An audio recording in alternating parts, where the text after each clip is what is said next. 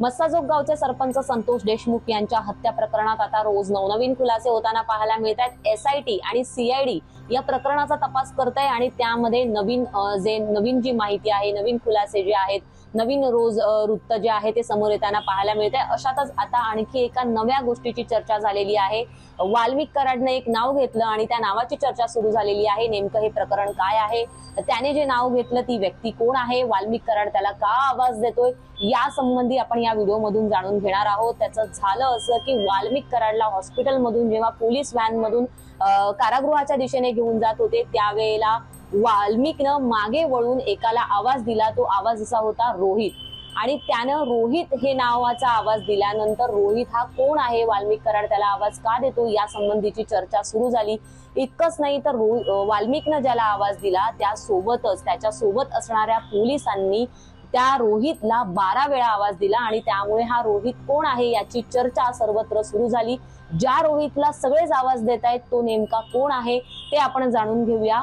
वाल्मिक कराड यानं जेव्हा 31 डिसेंबरला पुण्यातील जे मुख्य कार्यालय आहे सीआयडीचं तिथे सरेंडर केलं होतं, त्यानंतर त्याला बीडमधील कारागृहामध्ये शिफ्ट करण्यात आलं आणि त्यावेळेला त्याने आपल्या वकिलामार्फत एक अर्ज जो आहे तो दाखल केलेला होता। त्या अर्जात त्याने असं लिहिलेलं होतं की मला श्वसनाचा आजार आहे।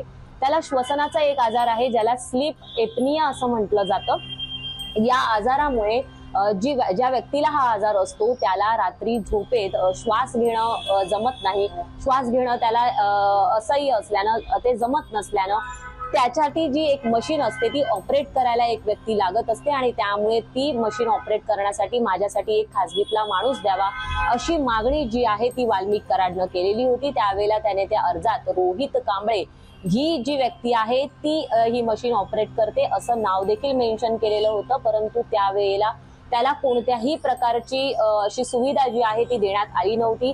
त्याचा अर्ज जो आहे तो फेटाळण्यात आलेला होता। तुला खासगीतल्या कोणतीही व्यक्ती जी आहे ती दिली जाणार नाही असं स्पष्ट सांगण्यात आलेलं होतं, परंतु त्यानंतर रोहित कांबळे खरोखरच ही मशीन ऑपरेट करतो का, नक्की ती व्यक्ती हेच काम करते का, या संबंधीची संपूर्ण पडताळणी केल्यानंतर रोहित कांबळेला जी ती स्लीप एपनिया या आजारावर जी मशीन ऑपरेट करावी लागते त्या मशीन ऑपरेट करण्यासाठी वाल्मिक कराड सोबत त्याला ठेवण्यात आलं आणि तीच ही व्यक्ती आहे ज्याला वाल्मिक कराड आवाज देत होता आणि म्हणून त्याच्यासह इतर पोलीस जे आहेत ते रोहितला शोधत होते, रोहितला आवाज देत होते आणि त्यामुळे रोहित कांबळे ही तीच व्यक्ती आहे हे स्पष्ट झालेलं आहे। परंतु आता या प्रकरणामध्ये नवीन खुलासे होताना पाहायला मिळतात। आपण सर्वांनीच पाहिलंय की वाल्मिक कराडवर मकोका कायद्याअंतर्गत गुन्हा दाखल करण्यात आलेला आहे आणि त्याचा पाय आता आणखी खोलात गेल्याचं पाहायला मिळत आहे। त्यातच सीआयडीने त्याचा ताबा मागितलेला आहे, तसंच त्याच्यावर संतोष देशमुख हत्या प्रकरणाचा कट रचल्याचा ठपका देखील ठेवण्यात आलेला आहे। त्यामुळे वाल्मिक कराडचे पाय आणखी खोलात गेलेले आहेत,